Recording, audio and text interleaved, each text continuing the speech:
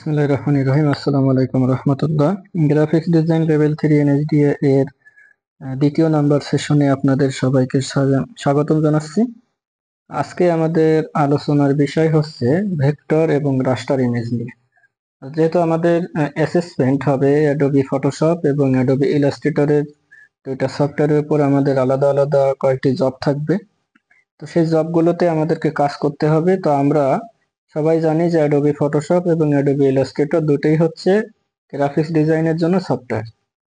এখন এখানে আমাদের একটা প্রশ্ন জাগে যে আমরা অ্যাডোবি ফটোশপে কি ধরনের কাজ করি আর অ্যাডোবি ইলাস্ট্রেটরে আসলে কি ধরনের কাজ করি। তো সেই বিষয়ে আমরা আজকে জানবো এখানে বিস্তারিত। অ্যাডোবি ফটোশপে মূলত রাস্টার ইমেজ নিয়ে কাজ করা হয় এবং অ্যাডোবি ইলাস্ট্রেটরে মূলত কাজ করা হয় ভেক্টর ইমেজ নিয়ে।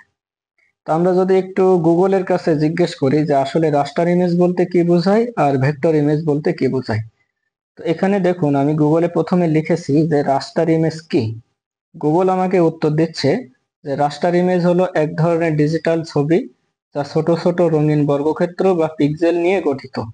প্রতিটি পিক্সেলের নিজস্ব রং থাকে এবং এই পিক্সেলগুলো একটি গ্রিডে সাজানো থাকে যা পুরো ছবি তৈরি করে। এখন রাস্টার ইমেজের আবার এখানে কয়েকটা ফরম্যাট দেওয়া আছে, জিপ ফাইল হতে পারে, জেপিইজি হতে পারে, পিএনজি হতে পারে। তো ফরম্যাট গুলো সম্পর্কে আমরা পরে আরো বিস্তারিত জানবো। এরপরে আমরা যদি জিজ্ঞেস করি গুগলকে ভেক্টর ইমেজ কি, তাহলে ভেক্টর ইমেজ সম্পর্কে গুগল আমাকে বলতেছে যে ভেক্টর ইমেজ হলো এক ধরনের ডিজিটাল গ্রাফিক্স বা গাণিতিক সমীকরণ ব্যবহার করে তৈরি করা হয়। এই সমীকরণগুলি বিন্দু, রেখা, বক্ররেখা এবং বহুভুজের মতো জ্যামিতিক আকারগুলিকে সংজ্ঞায়িত করে। এই কারণে ভেক্টর ইমেজগুলি গুণগত মান না হারিয়ে যে কোনো আকারে স্কেল করা যায়। এটা তো আমাদের গুগল বললো যে আসলে সংজ্ঞা ভেক্টর ইমেজ এবং রাস্টার ইমেজের সংজ্ঞা। এখন আমরা যদি ডিরেক্ট ফটোশপে চলে যাই, আমি আগেই বলেছি যে ফটোশপ রাস্টার ইমেজ নিয়ে কাজ করে আর ইলাস্ট্রেটর ভেক্টর ইমেজ নিয়ে কাজ করে। এখন আমি ফটোশপ ওপেন করলাম। ফটোশপ ওপেন করে আমি যদি এখান থেকে কন্ট্রোল ও ক্লিক করি, তাহলে এটা আমাদেরকে ওপেন ডায়লগ বক্সটাও নিয়ে আসে। এখান থেকে আমি যদি যে কোনো একটি ছবিকে, এই ধরুন এখানে একটি বুলস হেড আছে, এই ছবিটাকে আমি যদি অ্যাডোবি ফটোশপে ওপেন করি, ওপেন করার পরে এখান থেকে দেখবেন নিচের দিকে যে জুমের যে আইকনটা আছে এখানে, এই আইকনটাতে আমরা যদি ক্লিক করি, জুমের আইকনে, এটা হচ্ছে একটি টুল, জুম টুল। এটাকে ক্লিক করে আমরা যদি এই ছবিটাকে যতটুকু সম্ভব ততটুকু আমরা জুম করব, সর্বোচ্চ পরিমাণ জুম এখানে আমরা করলাম। সর্বোচ্চ পরিমাণ জুম করার পরে এখানে খেয়াল করুন প্রত্যেকটি ছোট্ট ছোট্ট ডট এখানে আছে, এক একটি ছোট্ট ছোট্ট ডট। এক একটা ছবিতে দেখবেন যে এরকম ডট, সর্বোচ্চ পরিমাণ জুম করলে এরকম ডট এখানে দেখা যায়, ছোট্ট ছোট্ট ডট যেগুলো বর্গাকৃতি। তো এই ছোট্ট ছোট্ট প্রত্যেকটা ডট বা প্রত্যেকটা স্কোয়ার যে শেপটা আছে এটাকে বলা হয় পিক্সেল। অর্থাৎ রাস্টার ইমেজ মূলত পিক্সেল নিয়ে কাজ করে এবং রাস্টার ইমেজ পিক্সেল নিয়ে কাজ করে যেহেতু এখানে আমাদের ইমেজের যে কোয়ালিটি, এই কোয়ালিটিটা অনেকটা কম থাকে। অর্থাৎ এটাকে আপনি যদি খুব বেশি পরিমাণ জুম করেন তাহলে কি হয়, ছবিটার কোয়ালিটি নষ্ট হয়ে যায় বা ছবিটা ফেটে যায়। এটা হচ্ছে রাস্টার ইমেজ। এখন একই ছবিটাকে আমরা যদি অ্যাডোবি ইলাস্ট্রেটরে নিয়ে আসি ওপেন করে, এরপরে এটাকে আমরা ওপেন করলাম। ওপেন করার পরে আমরা এই ছবিটাকে কি করব, এটা যেহেতু এখন রাস্টারে আছে, এই ছবিটাকে আমরা এখন ভেক্টর ইমেজে আগে কনভার্ট করে নিব। তো ভেক্টর ইমেজে কনভার্ট করার জন্য আমরা এই ইলাস্ট্রেটর ওপেন করার পরে এই ছবিটা সিলেক্ট থাকা অবস্থায় আমরা উইন্ডোতে যাব। উইন্ডোতে গিয়ে আমরা এখান থেকে খুঁজে বের করব ইমেজ ট্রেস অপশনটা কোথায় আছে। এই যে এখানে আছে ইমেজ ট্রেস। এই ইমেজ ট্রেসে আমরা ক্লিক করব।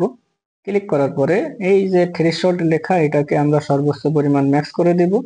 তারপরে এই যে কাস্টম লেখা আছে, কাস্টমে এখানে ক্লিক করে আমরা দেব হাই ফিডেলিটি ফটো। এটাতে ক্লিক করলে এটা একটু লোড নেবে, আমরা লোড নেওয়া পর্যন্ত একটু অপেক্ষা করব। এটা অটোমেটিক লোড নেওয়ার পরে আমাদের রাস্টার ইমেজটা ভেক্টর ইমেজে কনভার্ট হয়ে যাবে। তখন আমরা জুম করে দেখবো যে আসলে ছবিটা ফেটে যায় কিনা বা কোয়ালিটিটা নষ্ট হয়ে যায় কিনা। তো দেখুন আমার এখানে লোড নেওয়া শেষ। এখন এই ছবিটাকে আমরা যদি এখান থেকে জুম টুল দিয়ে সর্বোচ্চ পরিমাণ জুম করি, যতটুকু জুম করা যায়, দেখুন আমি এই ছবিটাকে যখন আমি সর্বোচ্চ পরিমাণ জুম করলাম, আমার কিন্তু এখানে এই যে ফটোশপে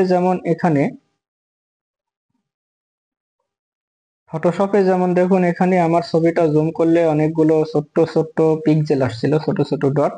ইলাস্ট্রেটরে কিন্তু এই ছোট্ট ছোট ডট এখানে নাই, যেহেতু আমাদের গুগল এখানে বলছে যে ভেক্টর ইমেজ এগুলো বক্ররেখা বা এখানে বহুভুজের মতো জ্যামিতিক আকার নিয়ে কাজ করে, অর্থাৎ এটা জ্যামিতি নিয়ে কাজ করে। সেজন্য আমাদের ইলাস্ট্রেটরে আমরা যখন কোনো ছবি নিয়ে কাজ করি তখন সেটা ভেক্টর ইমেজ হয়ে যায় এবং ভেক্টর ইমেজে কোনো ছবির কোয়ালিটি নষ্ট হয় না। তো আমরা এখানে যদি এটা তো আমরা রাস্টার ইমেজ ছিল, সেটাকে আমরা কনভার্ট করে নিয়েছি ভেক্টর ইমেজে। আমরা যদি সরাসরি নতুন কোনো ডকুমেন্ট নিয়ে আমরা এখানে কোনো ইমেজ আঁকাই, তখন এখানে আমি একটা এলিপস টুল দিয়ে একটা ছবি আঁকাবো। এখানে আমি শিফট চেপে ধরে যদি একটা বৃত্ত আঁকাই এবং এই বৃত্তটাকে আমি যদি জুম করি, এটাকে কিন্তু আমার আর কষ্ট করে ভেক্টর ইমেজে কনভার্ট করা লাগছে না, অটোমেটিক ইলাস্ট্রেটর সেটা ভেক্টর ইমেজ নিয়েই কাজ করে। দেখুন এটাকে আমি সর্বোচ্চ যতটা জুম করা যায় ততটাই আমি জুম করলাম। জুম করলে কি হলো দেখুন, এখানে কিন্তু আমার ফটোশপের মতো এই অনেকগুলো এখানে যে পিক্সেল, সেই পিক্সেল কিন্তু এখানে আসে নাই। তাহলে আমরা কি বুঝলাম যে আমাদের ইলাস্ট্রেটর এটা ভেক্টর ইমেজ নিয়ে কাজ করে এবং ফটোশপ রাস্টার ইমেজ নিয়ে কাজ করে। আশা করি আপনারা সবাই বুঝতে পারছেন এবং কিভাবে একটি রাস্টার ইমেজকে ভেক্টর ইমেজে কনভার্ট করতে হয় সেটাও আপনারা শিখলেন। আজকের সেশনটি এখানেই আমি ক্লোজ করছি। ইনশাল্লাহ নেক্সটে আমরা নতুন আর কোনো বিষয় নিয়ে আলোচনা করব। সে পর্যন্ত সবাই ভালো থাকেন, সুস্থ থাকেন। আল্লাহ হাফেজ।